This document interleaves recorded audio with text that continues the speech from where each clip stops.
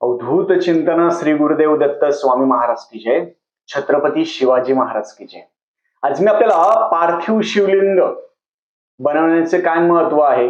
खूप जण अगोदरपासून बनवत आहेत, पण जे नवीन असेल त्यांना पार्थिव शिवलिंग बनवायचंय, त्याचं विसर्जन कधी करायचं आणि माती कुठून आणायची. जर सिटी आपल्या शहरामध्ये जर राहत असेल खूप जण, माती कुठून आणायची आणि पार्थिव शिवलिंग बनवायचे महत्व काय, कशासाठी बनवायचं, त्याच्यावर संदर्भात आज मी पूर्ण माहिती सांगणार आहे. चॅनलवर पहिल्यांदा आला असेल तर अवश्य सबस्क्राईब करा, म्हणजे येणारा नवीन व्हिडिओ श्री स्वामी समर्थ महाराजांची गुरुचरित्राची आणि नवनाथ पारायणाबद्दल माहिती भेटेल. खूप जण म्हणणार आमच्या प्रत्येकाच्या घरामध्ये पितळाची शिवलिंग असेल. आपल्या देवघरामध्ये नागविरहित शिवलिंग असावी. नागविरहित, नंदी असेल ठीक, चांगली गोष्ट आहे, पण नाग नसावा.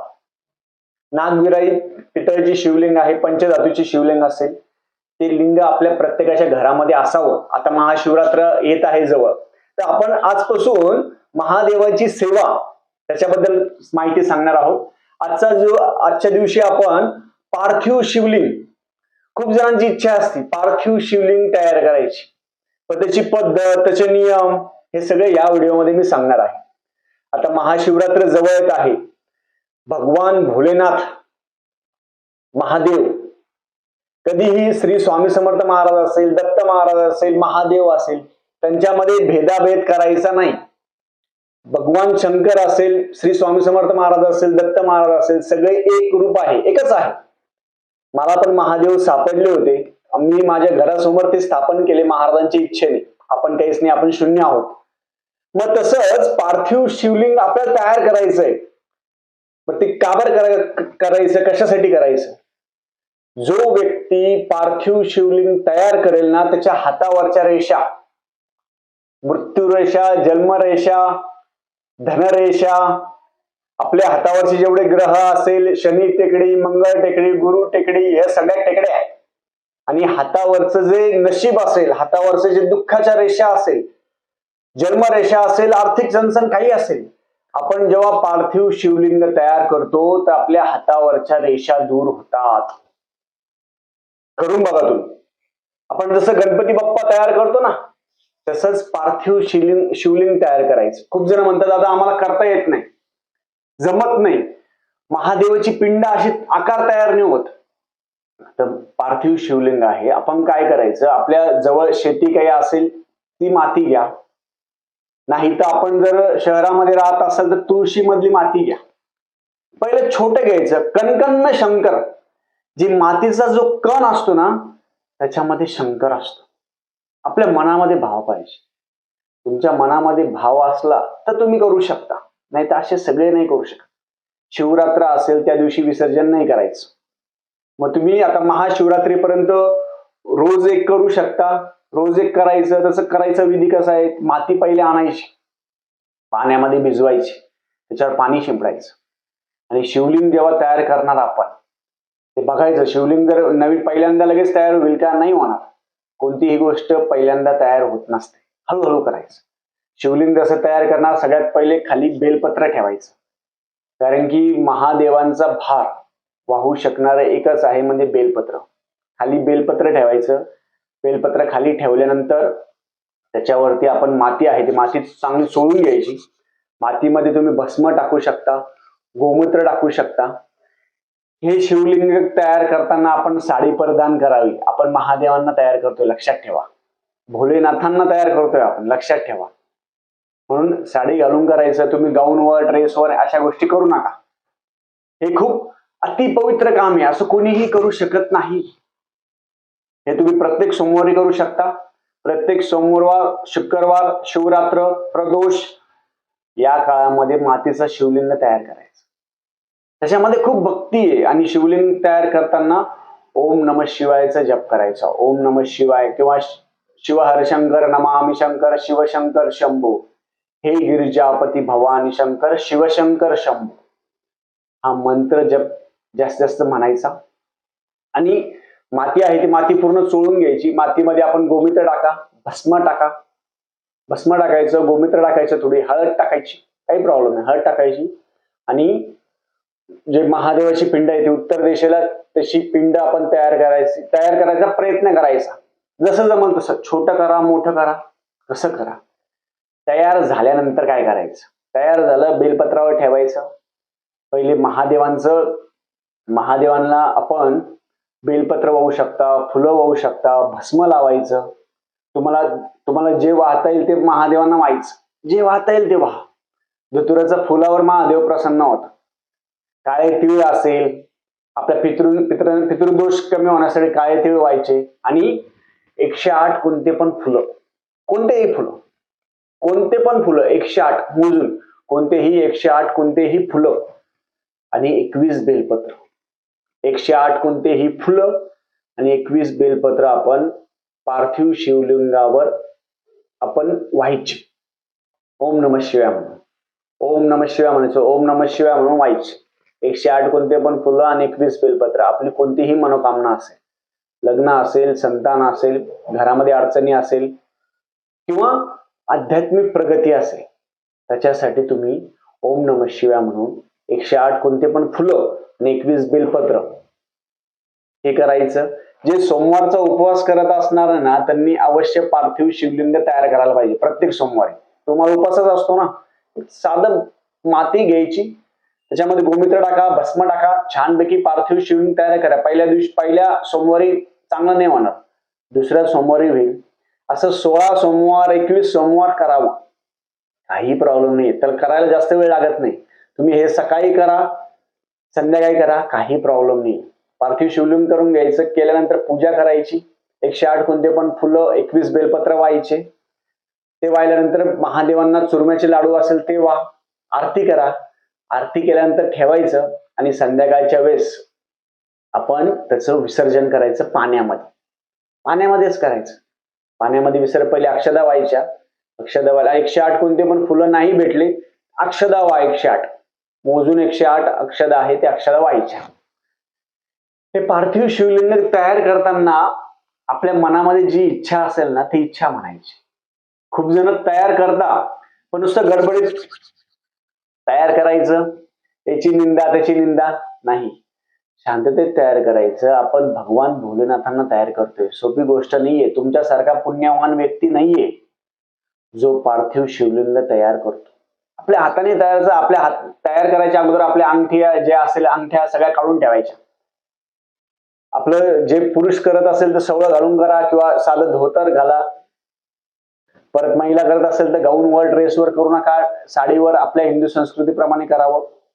आणि ते छानपैकी माती ते हे करून पार्थिव शिवलिंग तयार करावं. पहिल्या सोमवारी नाही होणार आपल्याला, दुसऱ्या सोमवारी तसं हळूहळू तुम्ही करणार. परफेक्ट शिवलिंग आहे ते तयार होईल. आणि ते तयार झाल्यानंतर ते आपण पाण्यामध्ये विसर्जन करायचं. तुम्हाला वेरूळ घृष्णेश्वरची कथा आहे त्या पार्थिव शिवलिंगामध्ये. घृष्णेश्वर जी होती ती महादेवांची असीम भक्त होती. ती काय करायची, रोज 108 पार्थिव शिवलिंग तयार करायची. रोज 108 पार्थिव शिवलिंग तयार करायची आणि ते नंतर ती विसर्जन करायची. संध्याकाळच्या वेळेस नदीच्या तिथे विसर्जन करायची. घृष्णेश्वराची कथा प्रत्येकाला माहित असेल, नसेल तर मी गोष्टी स्वरूपात सांगतो. ती नदी किनारी जायची, निस्सिम भक्त होती महादेवांची. नदी किनारी जायची आणि 108 पार्थिव शिवलिंग तयार करायची. आणि शिवलिंग तयार केल्यानंतर पूजा अर्चा केल्यानंतर संध्याकाळी ती विसर्जन करायची. दुसऱ्या दिवशी परत 108 तयार करायची. तुम्ही 108 ने एकच जर केलं खूप झालं. ते तयार करत असताना तिची निस्सिम भक्ती होती. तर तिची बहीण होती, तिच्या बहिणीकडे राहायची. बहिणीला मुलबाळ असं काही नव्हतं. मग मुलबाळ नसल्यामुळे तिने काय केलं, बहिणीजवळ राहिल्यानंतर तिने बहिणीला विनंती केली की ती तिच्या नवऱ्यासोबत लग्न करावं, मग संतान प्राप्ती होईल. आणि बहिणीने तिला सांगितलं घृष्णेश्वरीला की तुम्ही माझ्या नवऱ्यासोबत लग्न करावं. तिने त्याच्या पद्धतीने लग्न केलं. लग्न केल्यानंतर बहिणीला सहन नाही झालं आणि तिला मुलगा झाला. मुलगा झाल्यानंतर तो मुलगा मोठा होऊ लागला. बहिणीला सहन नाही झाला की आपल्या बहिणीचं चांगलं होतंय ते. मग तिच्याच बहिणीने तिच्या मुलाला पाण्यामध्ये मारून टाकलं. ही कथा आहे, वेरूळची घृष्णेश्वराची कथा आहे. मारून टाकलं. मारून टाकल्यानंतर घृष्णेश्वरीला काही माहित नाही, तिचा रोज नित्यक्रम होता, रोज 108 तयार करायचे पार्थिव शिवलिंग आणि 108 रोज तयार करून रोज विसर्जन करायचे. हा तिचा नित्यक्रम होता, नित्यक्रम. मग ती तिच्या मुलाला आवाज देऊ लागली की कुठे आहे, तिचा मुलगा कुठे आहे. तिच्या बहिणीने तर मारून टाकलं आणि ती शोधू लागली कुठे मुलगा, कुठे, सगळीकडे पाहू लागले, नाही भेटला. मग ती मुलगा शेवटी नाही भेटला. शेवटी महादेवांना घृष्णेश्वरांनी तिने विनंती केली महादेवांना की माझा मुलगा कुठे आहे, माझं, मी तुमची एवढी सेवा करते, रोज पार्थिव शिवलिंग 108 मी तयार करते तुमच्यासाठी, आणि माझा मुलगाच तुमचा कुठे गेला. मग त्यामध्ये भगवान शंकर आहे ते प्रकट झाले. घृष्णेश्वरला वेरूळला म्हणून त्याचं जे स्थान आहे ते स्वतः महादेव प्रकट झाले. महादेवाने सांगितलं की तुझ्या बहिणीनेच तुझ्या मुलाला मारलं. एवढं हे करून पण विचार करा, म्हणजे आपल्या मुलाला जर कोणी मारलं असेल तर आपल्याला कसा राग आला असता. विचार करा मला तुम्ही, तुमच्या मुलाला कोणी मारलं तर कसा राग येतो. तरी पण ती म्हणती, भगवान शंकर म्हणतात की तुझ्या बहिणीने तुझ्या मुलाला मारलं तर काय दंड द्यायचा तू सांग. तरी पण ती म्हणते की दंड नका करू, क्षमा करा. विचार करा तुम्ही एवढा गोष्ट. ती तिच्या बहिणीला क्षमा करायला लावती आणि महादेवांना विनंती करते की तुम्ही घृष्णेश्वर म्हणजे वेरूळला तुम्ही राहावं. मग याच्यावर महादेव प्रसन्न झाले आणि महादेवांनी सांगितलं की तुझ्या नावाने घृष्णेश्वर हे 12वं जे ज्योतिर्लिंग आहे ते ज्योतिर्लिंग तयार होईल. घृष्णेश्वराचं दर्शन केल्याशिवाय पूर्ण ज्योतिर्लिंगाचं दर्शन पूर्ण होत नाही. हे ज्योतिर्लिंग घृष्णेश्वराची महती आहे. म्हणजे त्या जी कथा म्हणजे ऐकली ना, त्या कथा ऐकल्यानंतर म्हणजे कानामध्ये म्हणजे पूर्ण शरीराला कंपन झालं. विचार करा, रोज 108 त्यांचा नित्यक्रम होता. रोज 108 महादेव तयार करायचे, त्याचं पूजन करायचं, त्यांना नैवेद्य आरती करायची, बेलपत्र व्हायचं, नैवेद्य करायचं आणि संध्याकाळच्या वेळेस विसर्जन करायचं नैवेद्य आरती करून. हा सृष्टीचा नियम आहे. रोज आपण सगळ्या गोष्टी करतो आणि परत शेवटी जायचंय, म्हणजे आपला मृत्यू आपण लक्षात ठेवायला पाहिजे, आपण मरणार आहे. म्हणून तुम्हाला रोज 108 नाही जमले ना तर तुम्ही एक तयार करा. दर सोमवारी करा, दर शिवरात्रीला करा, दर प्रदोषला करा, महाशिवरात्रीच्या वेळेस करा. महाशिवरात्रीच्या वेळेस प्रत्येकाने शिवलिंग तयार करावं, साधं सोपं करावं आणि शिवरात्रीच्या वेळेस त्याला आपण गंधाक्षदा फुल वाहून ते नंतर विसर्जन. शिवरात्रीच्या दिवशी विसर्जन नाही करायचं, शिवरात्रीच्या दिवशी ठेवायचं, दुसऱ्या दिवशी विसर्जन करावं. याच्याने काय होईल, आपल्या हातावरच्या ज्या रेषा आहेत, आपल्या हातावर जे चुकीच्या रेषा आहे, जे आपलं भाग्य कमी असेल, कुंडलीमध्ये दोष असेल, मृत्यू रेषा असेल, जन्म रेषा असेल, संतती योग असेल, विवाह रेषा असत्या, काही काहींचे 2-2 विवाह रेषा असतात. तर ह्या ज्या चुकीच्या रेषा काही असेल, भाग्य रेषा असेल, जीवन रेखा असेल, शनी टेकडे असेल, मंगळ टेकडे असेल, ह्या सगळ्या रेषा ज्या बदलण्याची ताकद महादेवांमध्ये. नित्यक्रमाने करायचं, रोज करायचं, आपल्या घरी करा. विसर्जन जर तुम्हाला जवळ नदी काही नसेल तर आपण विसर्जन आपल्या तुळशीमध्ये करू शकता. लक्षात ठेवा, तुळशीमध्ये करू शकता, आपल्या जवळच्या पाणीमध्ये याच्यामध्ये करू शकता. आणि महादेवांना फक्त प्रेमळ भक्तिभाव आवडतो, बाकी काहीच नाही. महादेवांना कोणतं यंत्र नको, मृत्युंजय यंत्र, हे यंत्र काही गरज नाही. आता सुळसुळाट चालू होऊन जाईल, हे यंत्र घ्या, ते यंत्र घ्या, ते यंत्र घ्या, कुंचन घ्या, हे घ्या, काही गरज नाही. कोणतंही यंत्र ना तंत्र. महादेवाच्या आपल्या घरची पिंड, त्याच्यासोबत जे पार्थिव शिवलिंग आहे त्याच्यासोबत आपल्या घरच्या पिंडीचं पण पूजन करावं. दोन्ही पूजन करून पार्थिव शिवलिंग आहे ते विसर्जन करावं. ही अशी साधी आणि सोपी सेवा सगळ्यांनी करावी माता भगिनींनी, आणि तुमच्या मनातली इच्छा आहे ती पूर्ण होईल. तुम्ही हे प्रत्येक सोमवारी, प्रत्येक शुक्रवारी, शनिवार, प्रदोष या दिवशी आपण करू शकता.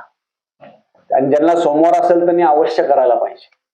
झालेली सेवा आणि महादेवांचे कोणकोणते व्हिडिओ आपल्याला माहिती पाहिजे, मला अवश्य कमेंट करून सांगा. ते व्हिडिओ तयार करायचा प्रयत्न करणार आहोत. आपण आता महादेवाचे सगळे व्हिडिओ घेणार आहोत. झालेली सेवा मी महादेवांच्या चरणी रुजू करतो. श्री स्वामी समर्थ.